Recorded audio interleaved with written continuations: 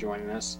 So I think everybody's still got their eye on our positivity rate and number of positive cases in the community, particularly among our kind of 18 to 24 year age cadre. I know for us here, we do lab facilities here in town, and we are starting to see a shift into more positives with middle-aged folks. So have to continue watching that. I think everybody's aware we've got a number of fraternities, sororities that were identified as clusters. They've been quarantined, and we are starting to approach the time when some of them are going to be going back out of quarantine because they will have done that for their time period. We did have seen an increase in senior living facilities, specifically one of them here in town, and also a number of our child care facilities have been impacted with positives within their staff, and that has led to some, either single classrooms or entire facilities being closed. Did have a concert held by the Hat last weekend at Britt's Farm, and I think that's been one of our kind of first more congregate activities in the community. And so we're just kind of, I think everybody's waiting to kind of see if there's any outcome from that other than folks being able to go to the concert. Manhattan High had their first football game last Friday, and K-State has their first football home game this Saturday. So we're going to see how that goes. I think they're expecting a crowd of now, I think, less than 10,000 for the K-State game. Riley County did receive approval for their CARES and Spark funding plan. That's something they had to turn in and actually get approved. So now that approval has gone forward, that's now some of the funds are starting to flow out to the entities who were approved for that funding.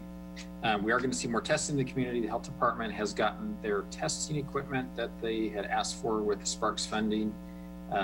Separate funding stream is actually going to be providing testing equipment to all of our senior living facilities in our state. And so that will hopefully be online here shortly as well. We had the testing sites yesterday in the community. The first one was here in the morning, got moved to Seco Park because of weather. And I believe they tested over 300 people there. The afternoon or evening, more testing up in Randolph. I think I heard that was 70 plus people that were tested. And the testing today over in Ogden is actually, I think their second session is complete. They didn't have one more session yet today. And so we'll get the volume numbers on that tomorrow. At this point, I don't think there's been any significant change or any change to any of the Erie County, Pottawatomie County, or Riley County. So that's kind of a quick snapshot of some of the things since we last met 2 weeks ago. Did want to go ahead and, Dennis, if you can do our roll call and we'll get our meeting started.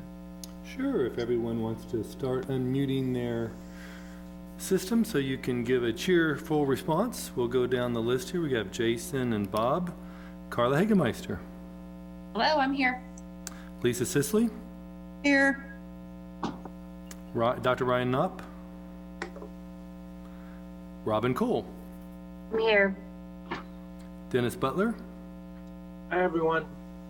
Mike Dodson. Here. Dennis Cook. Yes, sir. Gina Scroggs. Hello. Love that. Mickey Dean. Kara Hawley. I'm here. Kelly Laub. Cheryl Grice. No cats. Shiloh Heeger. I'm here this afternoon. Great. Fanny Fang. Here. Karen Hibbard. Virtually here. Great. Lonnie Baker. Commissioner John Ford. Present. Commissioner Dee McKee. Commissioner Keith Asher. Julie Govert Walter. Kelly Pascal. I'm here. Dr. Sagan Chase. Charles Martinez. Steve Elstrom. I know we have Ron Fear on the line. I think Christy will join us later. And then we have a guest, Major Matt St. Clair. Great. Okay, chairs, I've got it from here. Thanks. All right, thanks, Dennis. So at our last meeting, there was a request in our open discussion time to talk about the impact of the pandemic on people's mental health. Robin Cole, Executive Director with Pawnee Mental Health Services, graciously agreed to provide us some information and has even put together a PowerPoint presentation for us. So I will turn it over to Robin. Okay, so let's see. I, of course, am going to need to make sure that I know what I'm doing here.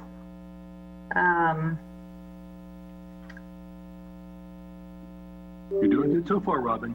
Okay, I'm going to try to turn this into a slideshow. Tell me what you're seeing. We see all your slides. If you hit that at the bottom of your slide there from the volume or view control, you'll get to the full screen, but we saw your presentation and all the slides on the side. Okay, I think as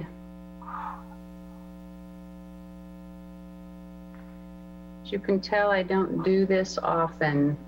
Well, if you just get it on your screen as the regular full screen slide, then you can go to screen. There you go. You got it. Okay, so here we are. There have been a lot of requests for this, and I think that it's because a lot of people do have concerns about their mental health. And my guess is I'm now showing you my other slides. Is that right? Yes. The preview slides? Yes. Okay. If on the bottom of your screen there, you see the highlighted gray box to your right, to your right, to your right. Yeah, you go, yep, and go 3 over. 1, 2, 3 over. There you go. Next one. There you go. There you go. And just use your arrow keys and that should work. Okay. I had hoped that what I would see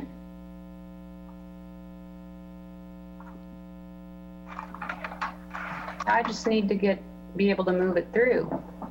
There. Is that working? Prevalence of mental health problems? Yes.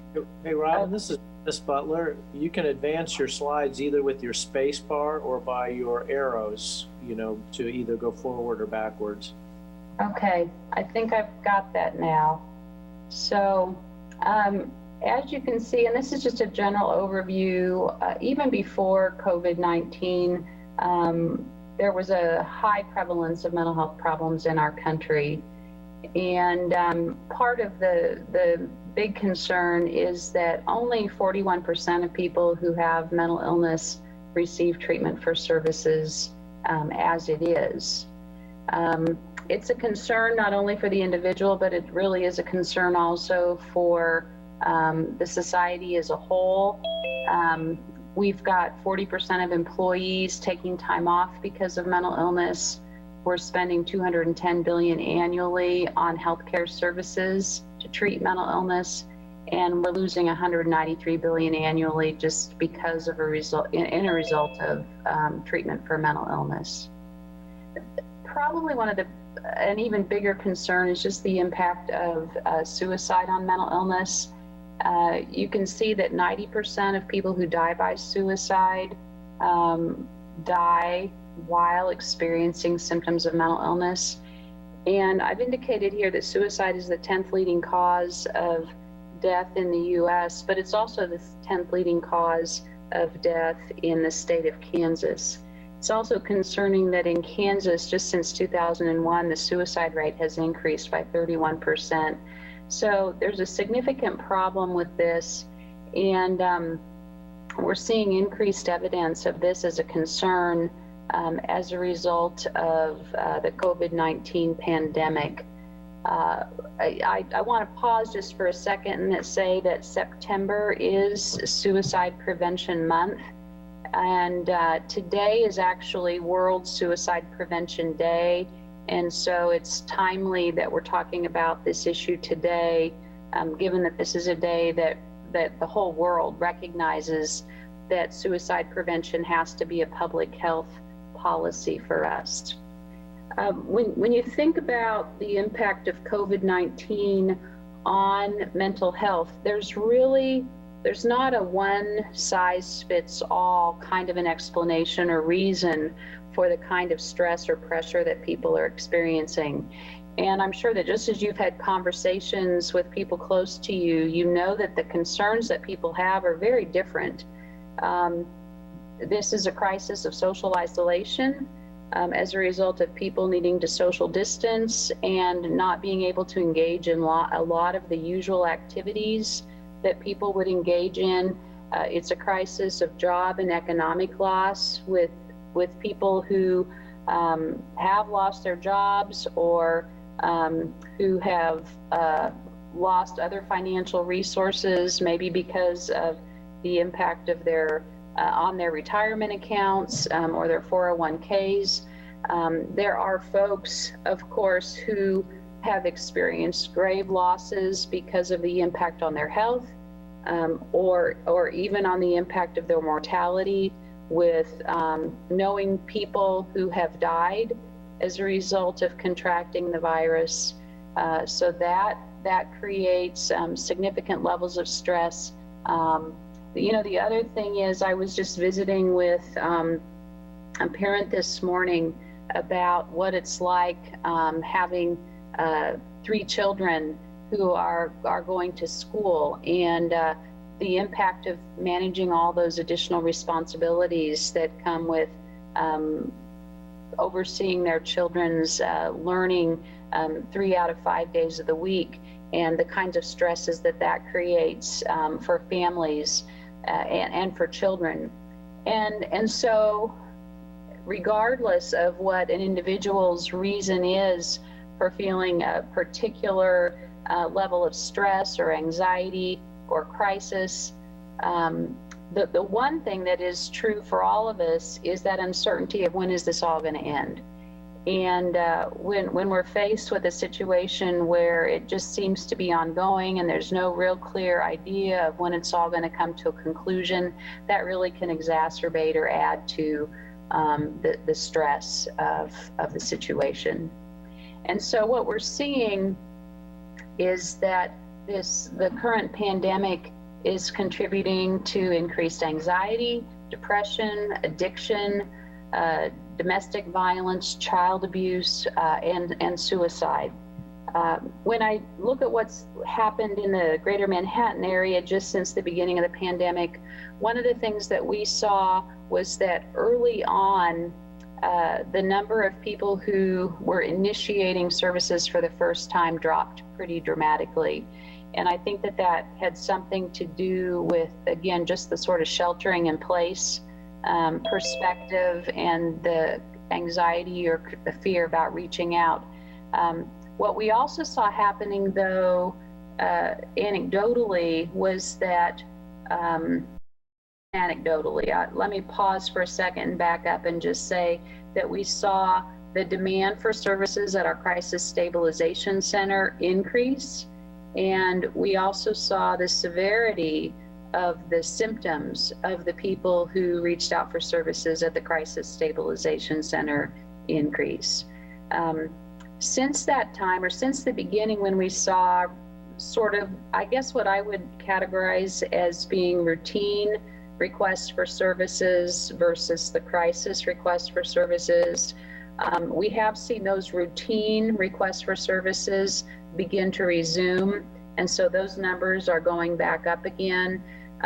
But the demand for the crisis services or the stabilization services has maintained a high level, and it's maintained a fairly intensive level in terms of the severity of the symptoms and the severity of the situations that people are requesting services for.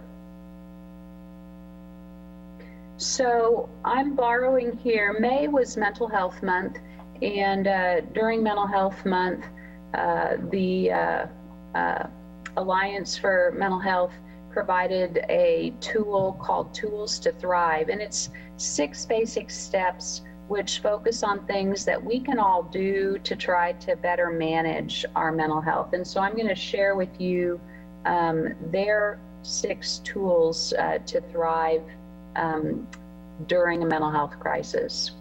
And so one of the important things is to create healthy routines. And part of why that's so important is that there is so much that we don't have control over right now, that where we can exercise some level of control over our lives, it's important for us to do that. And so doing simple things such as creating routines that are right for us, making time for the things that we enjoy, and setting limits for when we work are all really important. And I think that's especially true because so many people are working from home now, and it's tempting then to just work beyond the normal hours that you would work. So an important reminder to not work 24/7, which it's very easy to do. The other important thing to do during a time of crisis is, as much as you can to manage your mental health, eliminate whatever the toxic influences are that are in your life. Part of that can include avoiding people that negatively impact your mental health. Please limit the amount of time that's spent on social media. When I get on social media and take a look at it, I'm sometimes shocked and appalled by some of the things that I see that clearly are contributing to stress and anxiety for people, and just some of the images of how people really are just kind of losing it. So be careful of that. And then the other thing, limit the amount of time you spend in front of the 24/7 news cycle. You know, I had somebody say to me once, "I'm going to watch my program," and then someone else pointed out how, isn't it interesting that we call what we watch on TV programs and programming? And I just think that it's really important for us to make sure that we guard our minds and the things that we're constantly bathing our minds in. And so watch how much time you spend sitting in front of that 24/7 news cycle. Finding the positive after loss is the third step in the Tools to Thrive toolkit. You know, one of the things I think that is important for us to do is to look for opportunity amid adversity. And you know, no one can argue that we've not experienced a lot of adversity, but there are oftentimes opportunities for us if we will look for them. And when we can't see the opportunities that exist in the middle of adversity, I think it's important for us to reach out to other people who can, and to be open to what their feedback to us might be. Try also to experience or to see the experiences that you have as being opportunities for growth or opportunities for strength. And then, of course, be sure to get help if you need it. Own your feelings. You know, a lot of people have a hard time acknowledging what it is that they're feeling or experiencing. I think it's very important to allow yourself to feel, also to articulate that. Sometimes just being able to say, this is how I feel, and to be able to identify it and give word to it can take the power away from it, especially if it's a feeling that you experience as being negative or something that you'd like to change. Some people find it very helpful to journal as they're wrestling with negative feelings that they'd like to be able to change. Step 5, I also see as a really important kind of a way to deal with your mental health, and that is the idea of supporting others. Realize again that not everybody sees or experiences things the same way that you do or that I do, and that's part of that is in that recognizing that the situation that we're in with COVID-19. People are stressed out for different reasons. Not everybody is stressed out for the same reason. And so it's important to recognize that. I also think that sometimes it's just good for us to get out of our own selves and to not just focus on what our own needs are or what our own concerns are, but to take a look at what the needs or the concerns of other people are, and to sometimes look outside and to look at how we can help others, how we can support others. There's a lot of positive that can happen to our own mental health when we're reaching out to and helping other people. And so then that really ties into step 6 of the Tools to Thrive, which is connecting with others. We already have connections. We already have places that we go to. We can make connections there. If nothing else, this pandemic has taught us that not all of our connections have to be done in person. And so a lot of the connections that we make can be made this way. And again, that third suggestion is sort of that idea again of focusing on others, focusing externally rather than maybe focusing so much on ourselves. There are different resources for managing your mental health. Of course, Pawnee Mental Health Services is one of 26 community mental health centers in the state of Kansas. There are other private practitioners and other private providers in the community. And so there are lots of different resources to reach out to for your mental health in Manhattan, in the greater Manhattan community. And so please do consider all the different resources. Something I'd like to really point out is that because of the pandemic, most third-party payers are allowing for telehealth during this time. And so even third-party payers that weren't allowing for telehealth before the pandemic are now allowing for services to be received that way. And so individuals maybe who are reluctant to leave their home to receive services, who are anxious for any number of reasons, can receive services not only through televideo, but also through telephone. And that telephone aspect is probably the part that's been the most revolutionary or the most new recently, because not everybody has a smartphone, not everybody has a laptop with a camera, not everybody has internet at home or good internet access. And so third-party payers have even allowed for the use of telephone when televideo is possible. So that really has been an important improvement. And those of us in the mental health field are hoping that what we'll see is that kind of flexibility will outlast the pandemic, so that it remains a tool in the toolkit for mental health providers to deliver services to people. This is just a list of some of the services that are available through Pawnee Mental Health. Of course, crisis evaluation services are available 24/7, 365. Our Crisis Stabilization Center at 1558 Hayes Drive is the primary entry point for those crisis services. But whether it's therapy or substance abuse therapy or medication management, all those services are available to people who need them. There are other important resources that are available in addition to community mental health, in addition to private practitioners in the community. Via Christi has behavioral health services in Manhattan. There are other resources which are available, but there are also resources that are available online that people can even just start with if they're reluctant to initially reach out. Mental Health America is the organization with the Tools to Thrive toolkit. National Alliance on Mental Illness is another really good resource. And then the American Foundation for Suicide Prevention is a third resource that I would encourage people to look at, especially during September, which again is Suicide Prevention Month. There are a lot of really good resources that are available. You can see the National Suicide Prevention Lifeline phone number. That's an excellent number to call. But again, you can also call your Pawnee Mental Health offices and in whatever community you're in where there's access to 24/7 crisis services. I would also just note that 911 is a number that you can call in a mental health emergency. And the emergency room is also another resource for you if it's a mental health emergency.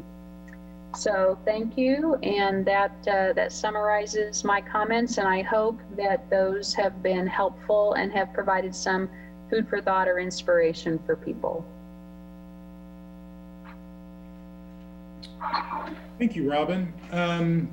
So I think we'll open it up for questions, either through the chat or just unmuting and asking a question.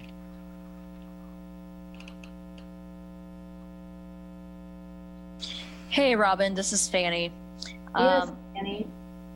First, I just want to say thank you so much for giving this presentation and making it aware to us that it's National Suicide Prevention Month. My question is, what are some signs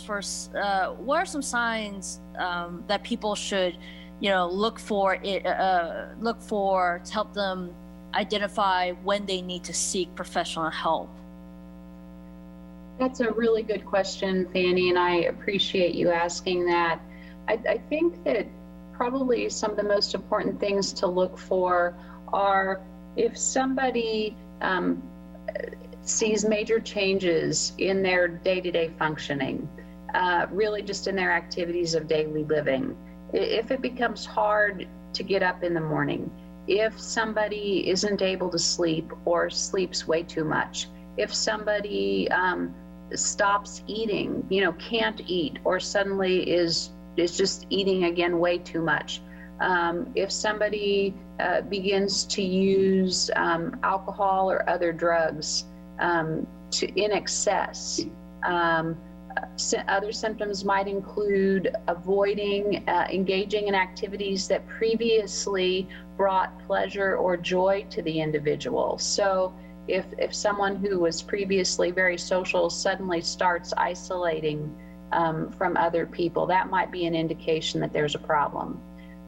Or if someone suddenly becomes very forgetful and isn't able to accomplish tasks that they were able to previously accomplish, or perhaps they were able to accomplish them with ease and suddenly it becomes much more laborious to try to get through the process of accomplishing, whether it's studying, whether it's work, whether it's cleaning the house, whether it's preparing meals, really just major changes in any kinds of usual functioning that the person was able to engage in before. Those can be indicators that there's a serious problem. Also, when it comes to risk of suicidal ideation, if somebody does start talking about death and they don't have a fatal disease or a fatal illness, where it might make sense that they would begin talking about that. Or if somebody starts making comments like, I would be better off dead, or, it's, I wish I wasn't here, or something that might seem really benign is if somebody starts giving away items that are very meaningful to them, and they start distributing out things that are important to them to other people.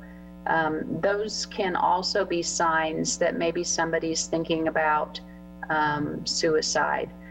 I think it's important for people to not be afraid to have conversations with their loved ones or the people they're close to, so that if people see somebody, if their mental status or their behavior seems to be changing significantly,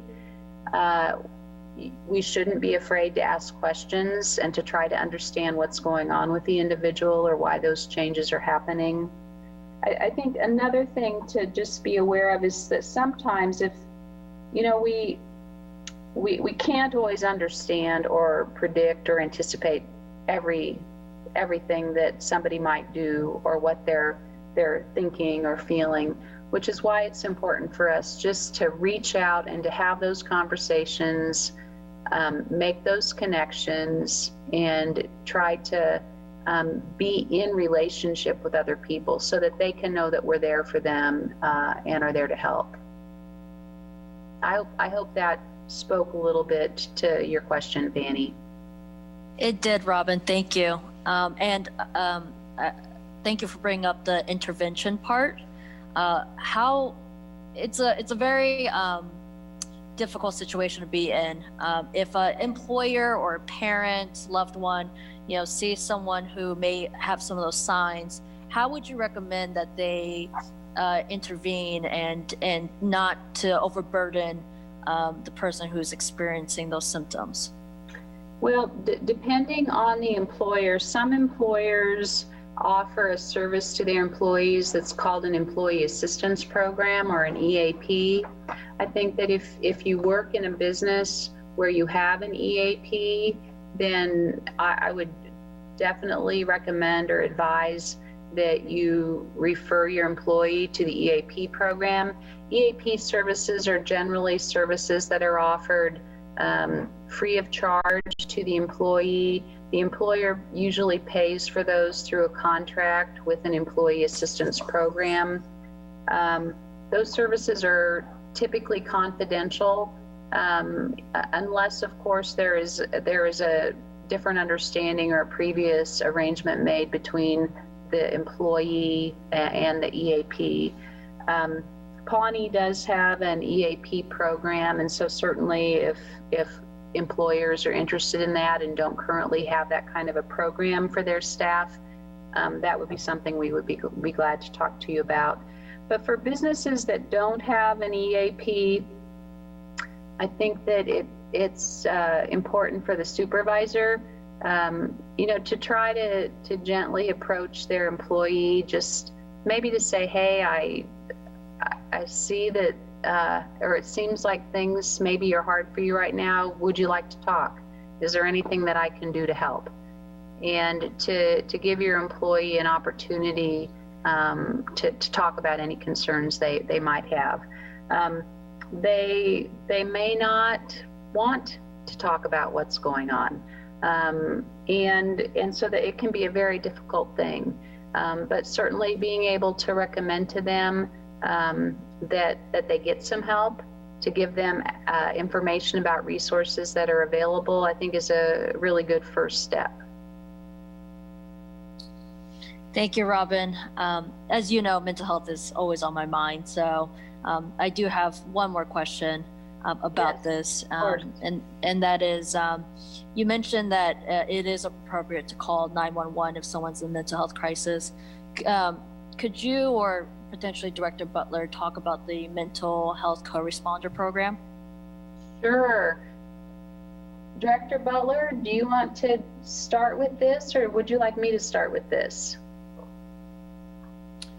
Since it was launched prior to my appointment, why don't you start with it, and then I can weigh in with my perspective if necessary. Sure. So the mental health co-responder program really was something that was put in place within the auspices. It started out as a discussion with the Riley County Mental Health Task Force.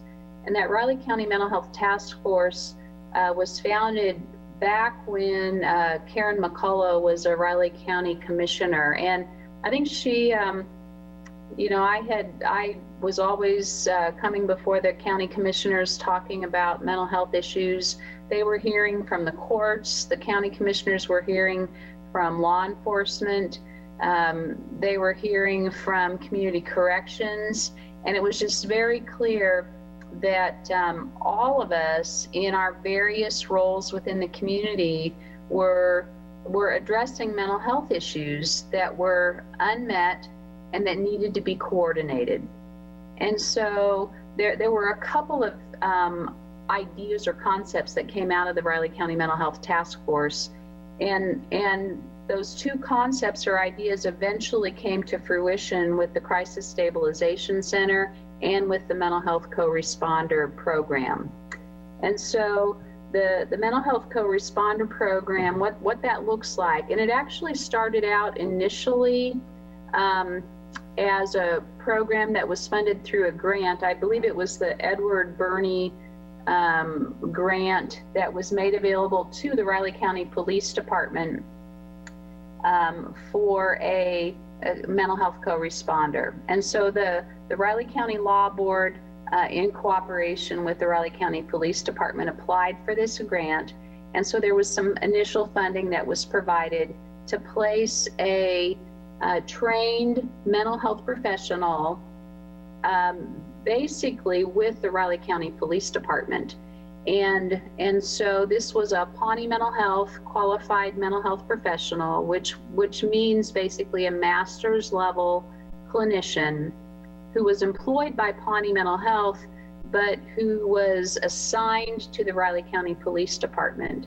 And so then the Riley County Police Department was in the position of being able to give that individual their job duties or their job assignments based on what the issues or the situation was that members of the Riley County Police Department were encountering in the community. And in very short order, it was decided that it was preferable to have 2 Riley County mental health co-responders rather than just 1, partly just so that there could be more flexibility and more access to services. And so then what started out as 1 mental health co-responder from Pawnee Mental Health placed at Riley County Police Department turned into 2 Pawnee Mental Health qualified mental health professionals who were placed at the Riley County Police Department. So Director Butler, that's sort of an introduction. Does that provide you an opportunity to jump in and give your perspective? Sure. Yeah, I'll add a couple of more details to this just to give you a better idea of how it operates here. When we call them crisis co-responders, and that might lend you to believe that every time there's a mental health call or someone's in crisis, that they either show up on the scene with our officers or ride with them there, and that's typically not how it works. If we know we're dealing with somebody who is uncooperative in a mental health crisis, and the co-responder is working and can safely go and assist us, then they do. Sometimes when the co-responders are not working and the officer contacts somebody who they believe is in a mental health crisis, but not to the point where they're a danger to themselves, then that information is passed on to the co-responder. And so when they're at work next, they usually follow up with that person to see how they're doing. A lot of times they've already been receiving services, and so they check on the status of that. And if they haven't been accessing services, they work with them to try to get them back involved with Pawnee Mental Health to continue receiving the services they need. Another piece that I know Robin just forgot this is our jail population has a lot of inmates, probably I'd say 50% or more, and I'm being conservative, that suffer from some sort of mental health illness. And so they go down to the jail and they work with inmates as well that they know have received services in the past, and they will work with them while they're incarcerated, again, to try to keep them on their treatment regimen and other counseling that they may be able to access. So they're healthy while they're in the jail, and when they leave the jail, they can get back in the community and not do something that requires a police response.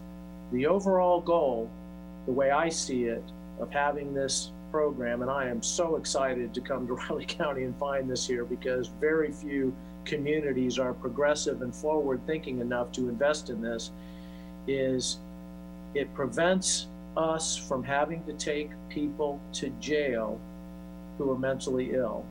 And it also helps us de-escalate situations where they might be a danger to themselves or others, where someone could get hurt. Which really, I guess overall, one of the things that I want you to know about us is our officers also receive a minimum of 8 hours of training called mental health first aid. This does not train officers to diagnose mental illness. It trains them to recognize the signs that there could be mental illness, which helps them interact with the co-responders and also de-escalate situations. Since my arrival, this is the last piece that's related to this, we launched a crisis intervention team here, and that is a 40-hour training program for police officers, but it also is open to other first responders like fire and EMS personnel. This equips officers or those personnel with much more of an understanding and tools to deal with people and de-escalate volatile situations. We had planned our very first local 40-hour training in April, and it was delayed because of COVID, rescheduled in July, and it was postponed again. We don't have a new date yet. I know CIT, we call it, training has been stopped around the country. Nobody's doing it right now because there's a ton of role playing involved and hands-on close-up contact that's necessary to properly train officers in CIT. Our goal is to have all police officers trained in CIT, not just the 8 hours, which they get now, but 40 hours. And I think it's already demonstrated its value, but if what the officers have told me when they've attended CIT in the past, when I asked them, how did it go? What did you think? Every one of them, almost every one of them said, you know what was really good about this is I can use these techniques and strategies that I learned in de-escalation in other types of calls where people are not necessarily mentally ill, but are upset or angry or confrontational. The language that we're taught to use and the listening skills that we employ really help us communicate better with everybody, not just people who may be mentally ill or having a mental health crisis. So that's my additional perspective on it. We are a fortunate community to have this resource. All right, great dialogue. Anybody else have any other questions? I'm sure Robin would make herself available offline as well. Absolutely. Yes. I know you mentioned that the program had started with a grant. Is it still funded by a grant program, or is there another line of funding stream that you guys have found for it? The Crisis Stabilization Center? And for that mental health co-responder program? Yes, the Mental Health Co-Responder program is fully funded through the Riley County Law Board. Director Butler, I am stating that correctly, correct? Yeah, just in concept, almost all grants, and the JAG grant or the Edward Byrne grant that started this, grants are designed to launch programs, and when you write your application, you also include a sustainability option to it. In other words, we need this money to get started and to prove its worth. If we like it, then here's our long-term plan to fund it from regularly budgeted funds through our budget process, and that's where we are now. So it was started with a grant, but now the law board, when they approve our budget, they approve the funding for the contract to maintain these two crisis co-responders. It's not, perpetually funded by grants. That's not how those grants are set up. That's part of what is really wonderful about this opportunity in Riley County is that in situations where positions like this are funded, it can be difficult to recruit and retain staff because of the uncertainty of what the longevity of the potential position is. But in Riley County, because the law board funds these positions, we're able to recruit and retain qualified people who are able to have some continuity with the program over time. The other thing I would mention just about the Crisis Stabilization Center is that it was initially started up because of a $725,000 grant provided by the state of Kansas and KDADS. Pawnee Mental Health is very fortunate because we're now in our third funding cycle with the state of Kansas. We received a $700,000 grant in fiscal year 19 for the fiscal year 20 for the Crisis Stabilization Center. And then that contract was renewed again this year. And so beginning July 1st, we received another $700,000 for the Crisis Stabilization Center. So we're really fortunate because over a 3-year period of time, we've received over $2 million from the state of Kansas for the operation of that Crisis Stabilization Center. And that was critical for us because the first grant really just helped get us started. And even the startup funds didn't cover all of our expenses. And so we were fortunate because the Goldstein Foundation put out a matching grant challenge for $400,000 to help complete the startup costs for Crisis Stabilization Center. And we're still in the process of raising funds to draw down that full Goldstein match to cover up all of the startup costs for Crisis Stabilization. So the Stabilization Center serves 10 counties in north central Kansas. We serve not only the greater Manhattan area, but there are 7 other counties in Pawnee's service area that are able to be served by the Crisis Stabilization Center. Okay. Robin, may I ask a question? This is Kara in Wilmington. Yes. Am I correct in that there is a shortage of psychiatrists in our area? And is there anything being done about that? There is a shortage of psychiatrists across the United States. There's a shortage of psychiatrists in the state of Kansas and a shortage of psychiatrists in the greater Manhattan area. Pawnee Mental Health has a team heavily, at this point, heavily staffed by advanced practice registered nurses. They are becoming a critical part of addressing the shortage of psychiatrists. I was really thrilled to see Bob Koppel turn his camera on, because I think that he also can speak to what the issues are with trying to recruit psychiatrists to meet the mental health needs of our community. Bob? I wondered if you knew what the reason for the shortage is. I have ideas about that. I think there are lots of different areas that MDs can go in healthcare, and a lot of those specialties pay better than psychiatry does. The reimbursement rates for psychiatry are not very good. It's a very difficult field of medicine to go into. Bob, would you like to say anything more about why there aren't very many people who are entering the field of psychiatry? I think it's actually, there's a couple of variables.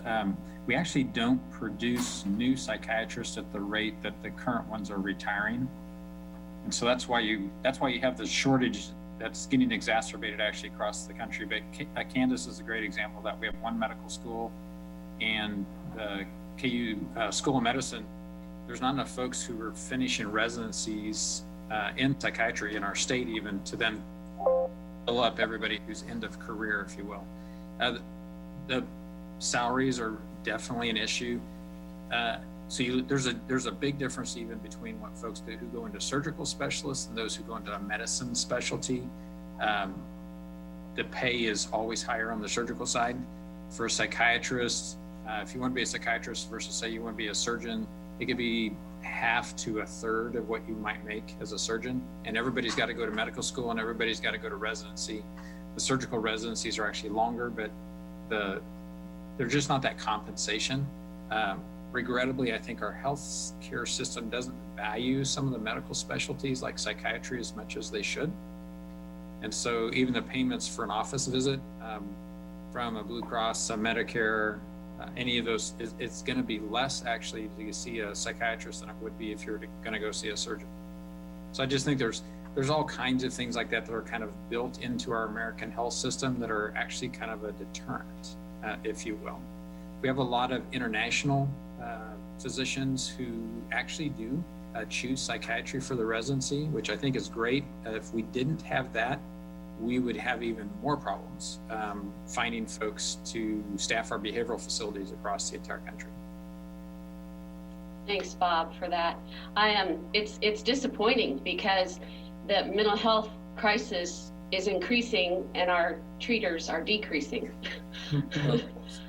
The bulk of behavioral health care in our country is actually provided by family medicine and internists, internal medicine physicians. It's not being provided by psychiatrists, and that's the compensation of the primary care practices because of that shortage. So actually the majority of mental health in our country is actually provided by primary care physicians, not by psychiatrists or psychologists. Thanks, Bob. Hey, Bob, I have a question about that. We have a family friend who just finished PA school. She's a friend of my oldest daughter, and she did one of her clinical rotations here in Manhattan, and I don't know which practice, but it was a practice that delivered psychiatric services. And out of all of her rotations in different specialties, she told us she enjoyed that the most. So I'm just curious if there's opportunities for our PAs to help deliver some of these psychiatric services. I just don't know, and I didn't ask her that. So we actually, we use an advanced practice providers, sorry, APPs, that's another healthcare acronym. The bulk of Robin's medical staff are actually APPs. Because she only has, you have psychiatrists and you have half a dozen or so APRNs or? Yes, yeah, we have a medical director who is a psychiatrist, but at this point, the rest of our staff are all advanced practice registered nurses who work under the protocols of the MD. And that's different than it was when I first became executive director. Most of our staff were MDs. And that has changed dramatically over time because of, again, the fact that there aren't as many psychiatrists who are available to be able to recruit into the positions, and there are more of the advanced practice registered nurses. We have employed PAs in the past, and so opportunities for working in the healthcare industry and psychiatry do exist for physician assistants who are interested in that field.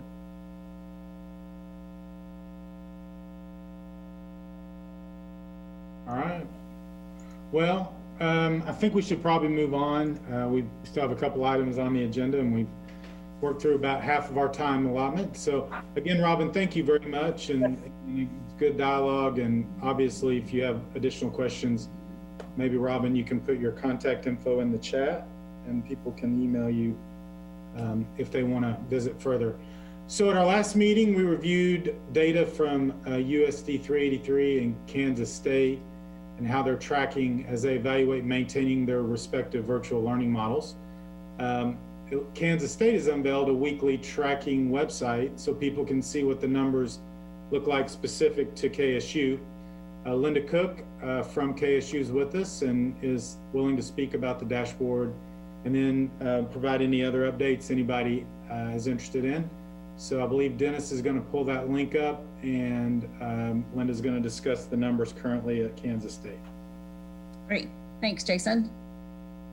Yeah, and this is our dashboard. You can go in there anytime on our KState website. It's just k-state.edu, and at the top there's a ribbon that takes you right to the COVID data. But you can see, first of all, we do the cumulative testing that we've done since time began around here with the pandemic in March, mid-March. So the percent positive is something to really kind of pay attention to.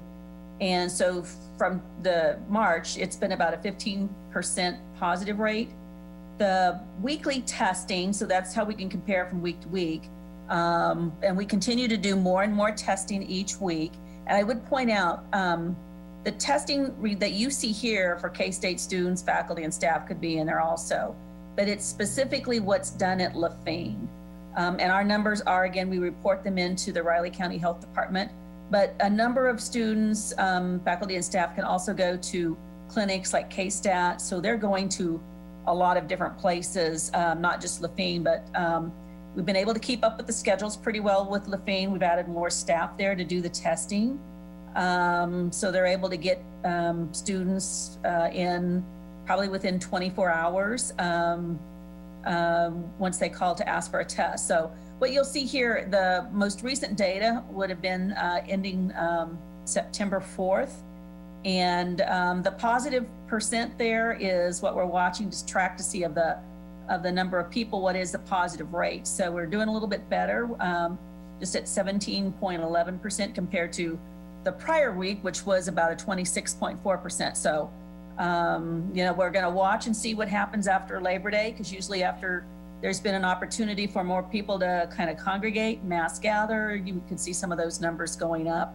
The other thing that we're really watching too is making sure that everyone knows it's okay to be tested. Some have been a little apprehensive about being tested, so we're making sure that everybody knows that it's a good thing to go ahead and be tested. And we're working on surveillance testing as well, so it's increasing our number of tests. Now for our quarantine and isolation, and that's something we are doing some quarantine and isolation. We have facilities reserved on campus. In that, the campus facilities really has about 418 some spaces where we can put people in isolation quarantine. So a lot of people are quarantining and isolating in their own locations where they go home. They'll go home to their parents because a lot of times their parents want them to be there. But so you can see right now what we've had in quarantine is about 650, a little over 650, and the isolation 370. But every time we're putting more people in, people are coming out of the quarantine and isolation. So we're keeping track of this pretty closely, and still right now comfortable, with the amount of space that we have for quarantine and isolating students here on campus, and those that are off campus have a place to go. Like a lot of the Greek houses, they have quarantine and isolation spaces in those houses. And we do track Polytechnic. We have a campus in Salina. Obviously, it's just much smaller scale than here in Manhattan, but we're tracking things that go on in Saline County for our Polytechnic campus. The instructional mode, this is just kind of showing what's going on as far as people in-person classes, hybrid, distance learning. One of the things that we're finding is, and because of social distancing, there was probably, within a classroom to maintain that 6 feet between people in the classroom. The classrooms were really only down to where they could only have about 30% capacity. So the number of online students taking online was really higher. And then they just switched from, 1 week they might be online versus actually in the classroom to help balance that out. So, and we've had a lot opt to just go to online instruction. So that's really what we have there for our dashboard. One thing that we are doing, we also have a trigger matrix that we're watching. People always want to know, when is it that you would pivot and go to all online instruction? And again, we meet twice a week, our leadership group does, and we went through some of the trigger metrics today, and actually we're good as far as, being able to keep up with the testing, doing the contact tracing. We're going to be picking up more contact tracing for Riley County as well. Our PPE, we're in good shape on that, as far as, being able to have a supply of the face masks, the disinfectants. So things seem to be okay on that from our trigger metrics to stay online or to stay with the in-person classes. Some people do ask us, if you go to online, does that mean everyone's going to leave Manhattan? It's probably not. They just wouldn't be coming on campus to take the classes, that they would still be living here in Manhattan and taking their classes purely on the online method. However, again, we've not made any decisions on that. There's not been anything right now that would cause us to make that decision. But again, we'll watch very closely as we watch numbers coming off of Labor Day weekend. We also will have the first home football game this Saturday. And we had intentionally, in working with Riley County Health Department, lowered the stadium capacity as far as the number of fans we would allow in there. We're not going to go above the 25%. In order to maintain that social distancing, we can't put more than that in the stadium. And actually, we're probably below that, probably less than 20% for tickets being sold. There'll be no tailgating. That'll be enforced in all of our lots. The definition there for no tailgating is, come, you park your vehicle, you gather the things that are in your vehicle, and you walk directly into the stadium. There's no standing around vehicles in the parking lot. So that'll be enforced, that once you're there, if you've got some snack or something that you're going to eat it in the car and then go directly into the stadium. Face masks will be required. And the seats are set up so that there will be the social distancing throughout the stadium. So, and again, the game's at 11 o'clock now versus 2:30, and it's actually going to be nationally televised on Fox. So, I mean, that could cause some people just to stay home also and watch it on TV. And again, we're keeping up with students, working a lot with them also, and keeping them encouraged and positive, doing a lot of work also on the mental health and making sure that, if there are any mental health needs there. We know that there's anxiety with just what's going to happen, with the anxiety with COVID in general. And so a lot of the counselors on campus are working with students as well as faculty and staff on that. We are starting to look at no announcements yet for the spring semester, but starting to look at what's the plan going to be for the spring semester. When will we start it? What do we do with spring break? I think you probably maybe heard from Department of Education that was really dealing more with public education, K through 12 versus universities, but we're talking with the Board of Regents on what we do about spring break. Have some ideas there, but nothing to announce on it yet. But those decisions will be made fairly soon so that we can announce what the spring schedule is. And I think that's probably the most current. Any questions?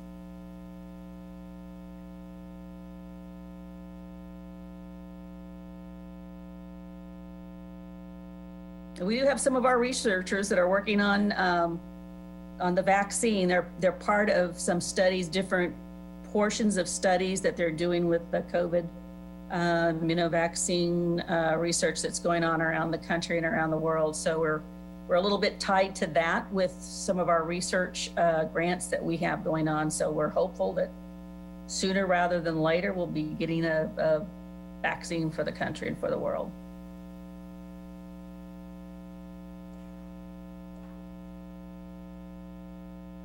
Did anybody have any questions for Linda?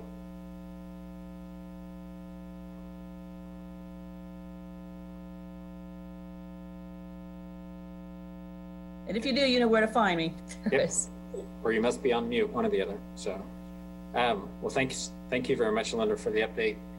We wanted to also, from our meeting 2 weeks ago, obviously a lot of interest around childcare. So I want to do a little bit of a touch base. I think Dennis might have mentioned Ed Kalis from the health department had a conflict, so he couldn't be with us today, but Dennis had gotten a kind of a briefing or update from Ed. So Dennis, do you want to kind of run through the material that we've gotten? Yeah, actually, Ed gave me some other information about clusters that I'll share here in a second. But first, with the childcare,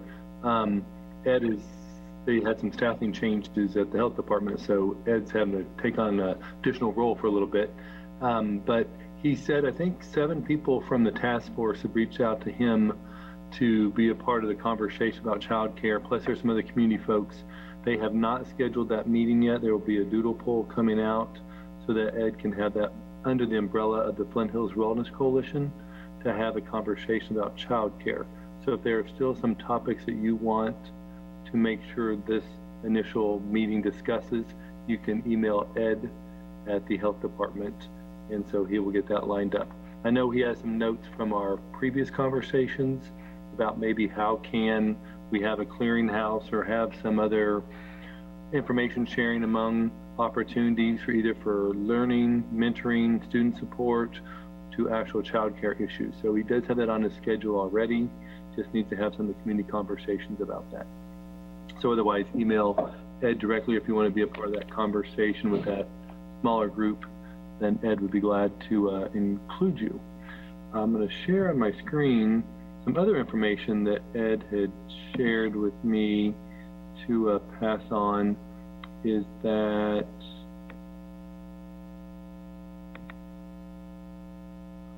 the KDHE has announced a new policy for identifying active clusters where they are now going, they kind of have, but we're going to be more overt about listing where different clusters are across the state, but also they've identified some criteria, and I don't know if this is new criteria or not, but if you look on the screen, here's a criteria for releasing names of locations with a COVID outbreak. And so college or university, you'll see the threshold's pretty low, just 5+.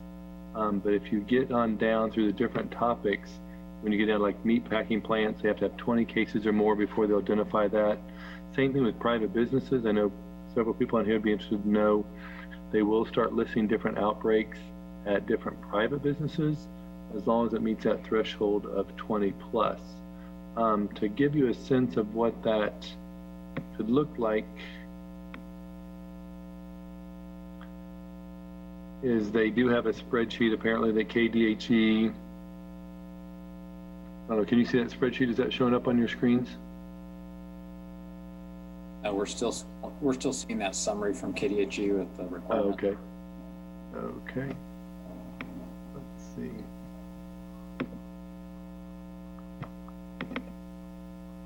So they now have a spreadsheet across the whole state. And so I know this is a little tough to see. Let's see if I can enlarge it a little bit.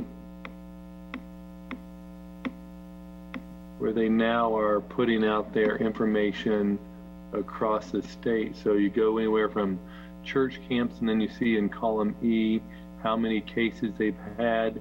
They got the universities in here from Benedictine, but then you can even see the KState Greeks and the number of reported cases that they have. And so they're going to start, I guess, producing this on a regular basis just so people know what they're seeing in terms of different outbreaks in different places. And so you'll see some retirement community homes on there, whatever Holiday Resort is in Emporia had 88.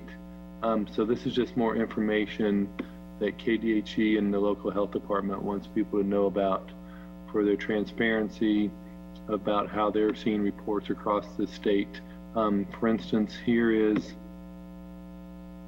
the national beef at 450. So just different information that's being made available these days that the health departments, I don't know if locally will be doing it or KDHE itself will be doing that. So that's just some information that Ed wanted to share about how KDHE is sharing information. Dennis, this is Kara. Do you know, is that total number of cases, like from day one, total number of cases, or current active cases? It says number of cases and then the last two columns there. So the outbreak status. I know actually if you look, and I can't speak to this, but I do know there are some Greek houses on here that have since rolled off. So I do think they are rolling them off, but these are considered all the active cases. So I do think that they are accumulating the numbers. Oh, accumulating, okay. Yeah, accumulating the numbers since the initial outbreak. I think if they have the status of active, then they'll keep adding the numbers up. But once they say it's no longer active, they're going to drop them off the list, which is my understanding. Dennis, this is Ron Fear. On the KDHE website where this information is stored, this spreadsheet's right below their other data sheets, and you can sort on that by totals or active and closed, all three of those categories. So it's not, it's very interactive and it's not easy to like copy and paste to show people. So, but their website does distinguish between active and total cases. Great, thanks. So is that just KDHE.Kansas or is it, I think it'd be a web address for that. If you just stick it in KDHE and go to their coronavirus site, it's their dashboard. Gotcha, okay. But I think the newer aspect of that is that they are listing private businesses, was my understanding. I don't know if they've revealed that in the past, but that seemed to be a new approach. That's all we had from Ed. Dennis, do you know, did Ed say anything about is Riley County going to like report a subset of that on their own website, or is that going to be pushed out? Or he did not say that they're going to actively use that, but just refer people that to the KDHE site.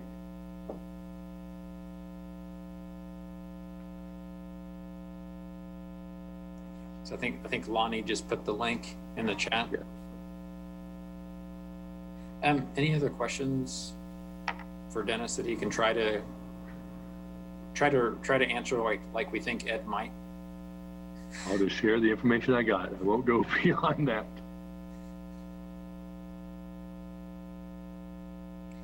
So one other thing we want to circle back on today was also like we'd taken a few minutes at the end of the meeting 2 weeks ago.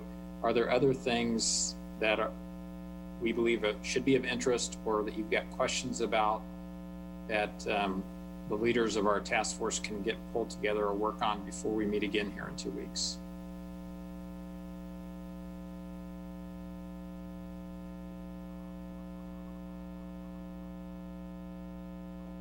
Hey, Bob, I have a comment. Sure. It might be worth noting. So, and Commissioner Ford, I know, is on here if he wants to chime in, or Shiloh. We are working right now with the commissioners on a potential direct grants to businesses program through the first Sparks money that came to the county. There's also, I think, some money that's being set aside for nonprofits, and we're working out the final details of that right now with the county, and we should have a lot more details on that next week. But we can certainly address some of that in a couple of weeks and kind of what we're looking at. But there's some very strict rules that's passed down from the federal government, and of course the county's passing along as well. So. But we think there's some opportunity to help some of our local businesses, and we know there's some that are really hurting. And so, for those that are watching, keep watching our social media, and we'll be getting out information to the traditional media as well, and on how to apply for those and what the eligibility is.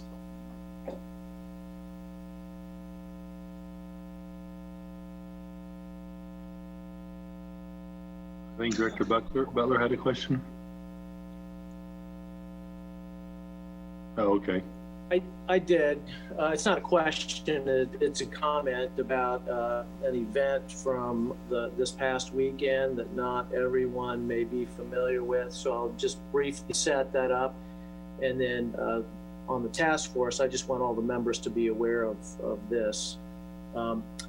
We had what is, I consider, a routine arrest situation in Aggieville over the weekend, and a citizen recorded it and narrated her opinion about how the officers were performing, and she did not record the entire encounter. And I want everybody to know that the officers did everything they were supposed to do, and they did it correctly and professionally. But that's not what generated the most criticism. This video, just so you know, received a lot more backlash against the poster than it did criticism of the police, and she eventually took it down. What received the most criticism, and this is what I wanted to point out, was officers in the video not wearing face masks. So I'm not bringing this up to create a debate. I just want to let you all know what my direction has been to my police officers, and it's been consistent since the beginning. It has not changed. And that direction is when they are on patrol in their police cars, and I'm going to give you a couple of different scenarios, they are not required to wear their masks unless somebody else is in the car with them. So when they're by themselves, they're not required to wear it. When they are out in public, outside, the same is true. They're required to have a mask with them, but they're not required to wear it when they're just out walking around, like in Aggieville. If it's not an emergency situation and they have to go inside of a business, then we are asking them or directing them to put their mask on when they go inside. There will always be situations when it happens so quickly, they just don't have a chance to put their mask on. And I'm not going to slice and dice every scenario where that happens. The other category is if they know for sure they have to arrest somebody inside a house, like on a warrant, or they're going to go inside a house and they have no choice but to stay outside, we have a whole different protocol where the officers have to gown up, put gloves on, face masks when they know somebody inside is positive. That's what they have to do. Like if somebody's wanted on a warrant for domestic battery and we're going to the house, we send more than the normal number, we have an officer gown up, they knock on the door, they go in, they make arrest if the person's positive. The reason why I say this is because we get Facebook posts, you know, officer stopped me on a traffic stop, he wasn't wearing a mask. And I've laid out these guidelines and these general criteria mainly because IMP, should they be wearing a mask that gets pulled up over their eyes in the middle of whatever they're doing, they put on with somebody or they get into an encounter, I don't want their vision obscured. And the other piece is, and you may or may not agree with this, and I'm not bringing this up because I want to have a strong debate about it. I'm just trying to I just want you to understand what my thought process is here. Is in the current environment, and I've said this before about how policing is done in this country, I think it's extremely important officers' faces to be visible when they're dealing with people, whether it's a friendly encounter, a confrontational one, or an arrest situation. I want people to see the faces on the officers that they're dealing with. I just think that's important from establishing a rapport, from being able to communicate more effectively by not having masks on in situations where they're not required. I'm not a superstitious person, but the last point I'll make, and I'll answer any questions you might have, is internally we have some very strict triage protocols when inmates come into the jail, when employees come to work, taking temperatures, stay home if you're sick, all the stuff you've heard, washing your hands. We've been very fortunate so far that we haven't had any positive cases of our 220 employees, and that could change tomorrow. I get that. But I feel comfortable and confident in the approach that we take in trying to provide services that we provide in the manner in which people expect it.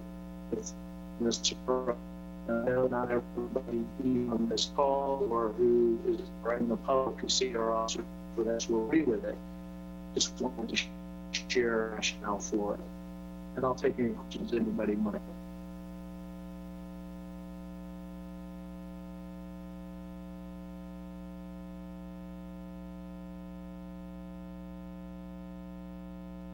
Thanks. Thanks, Dennis.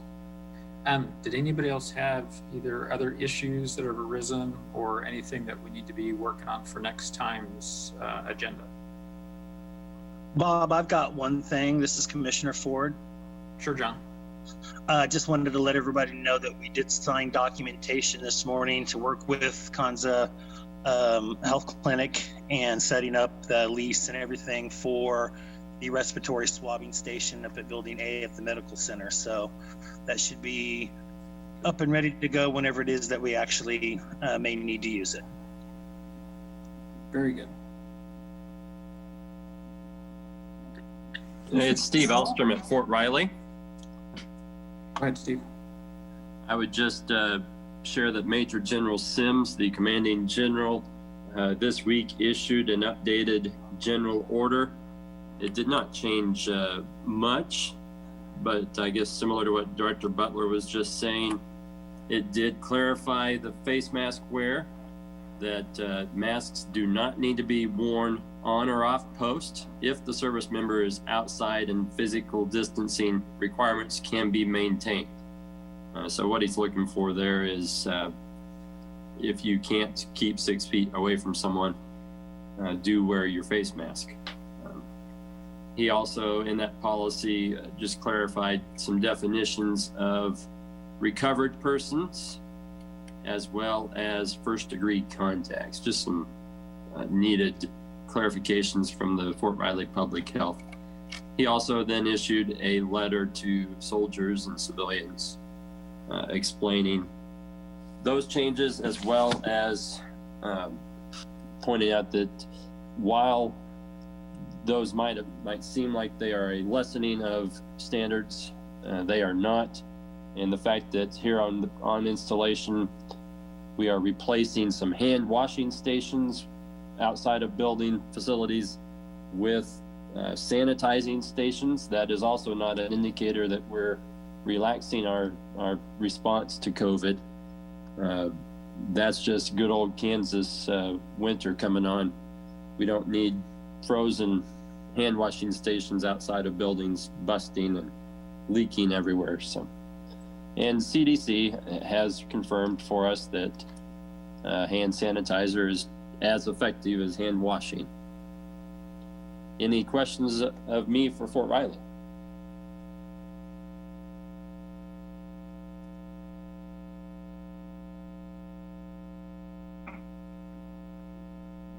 Thanks, Steve.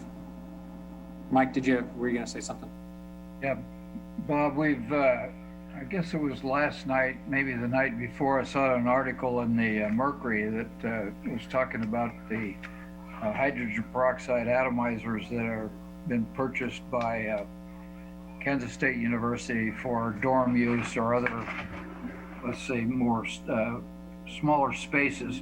I just wondered if anybody's had any experience with those and whether those are something we ought to be looking at for some places that don't have the ability to change air handling systems and so on.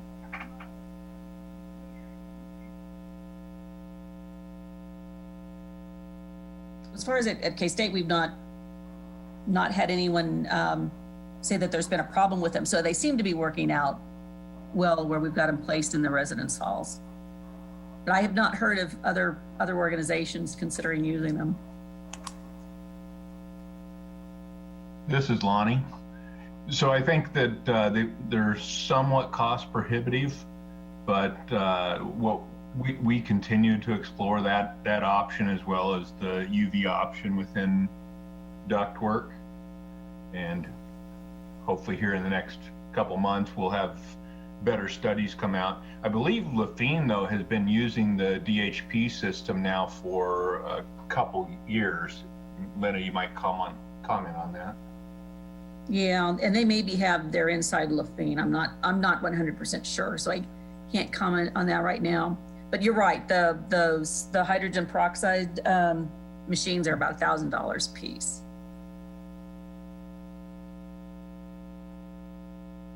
Okay, thanks very much. I didn't know much about them, so $1,000 is quite a bit.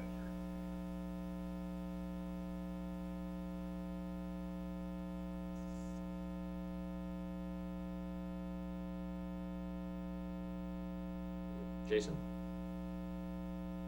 I don't have anything else. If anybody doesn't have anything else, I think we're scheduled to exit. Excuse me, Cheryl. I put a comment in the chat asking if it would be possible to include the mental health information that Robin provided on the chamber website where we have information pertaining to COVID for the businesses to have access to it. Sure, I'd be glad to provide that information. I can just forward the slides to Jason, and then Jason, you can post them if you choose to do that. We will absolutely. Rob, if you send them to me as well, Dennis, I'll send them out to the entire task force. Sure. And I think Region Reimagine and some other sources, we can put it up on there. Okay, that sounds great. Thank you. Yeah.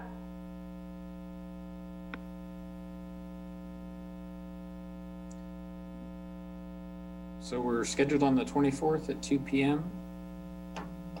Yes, Unless there's that's something correct. else. Does anybody else got anything else before we sign off?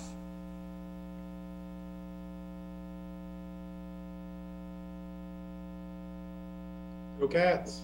Good. Yeah, go Yeah. Cats. Go Cats. Yeah, go Cats. All righty, have a good one. Thanks, everyone.